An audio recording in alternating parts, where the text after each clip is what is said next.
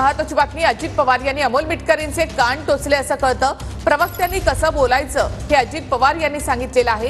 मंत्री धनंजय मुंडे यांनी ही माहिती दिली। अमोल मिटकरींच्या प्रश्नावर धनंजय मुंडे यांनी ही प्रतिक्रिया दिली आहे। तर प्रवक्त्यांनी कसं बोलावं यासाठी अजित पवार यांनी अमोल मिटकरींचे कान टोचलेत असं कळतं। धनंजय मुंडे यांनी ही माहिती दिली की प्रवक्त्यांनी कसं बोलायचं हे अजित पवार यांनी सांगितलेलं आहे। गेल्या काही दिवसांमध्ये प्रवीण दरेकर विरुद्ध अमोल मिटकरी असा सामना रंगलेला आहे।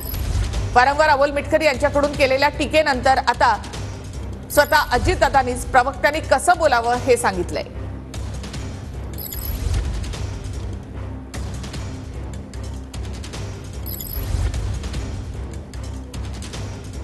एक लक्षात घ्या की या बाबतीत स्पष्टपणाने दादांनी सांगितलंय की प्रवक्त्यांनी काय बोललं पाहिजे काय नाही।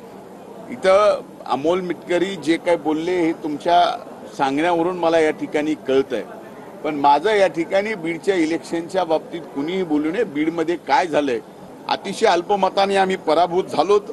त्या बाबतीत आम्ही स्वतः मी महायुती म्हणून आत्मपरीक्षण सर्वजण करतोय।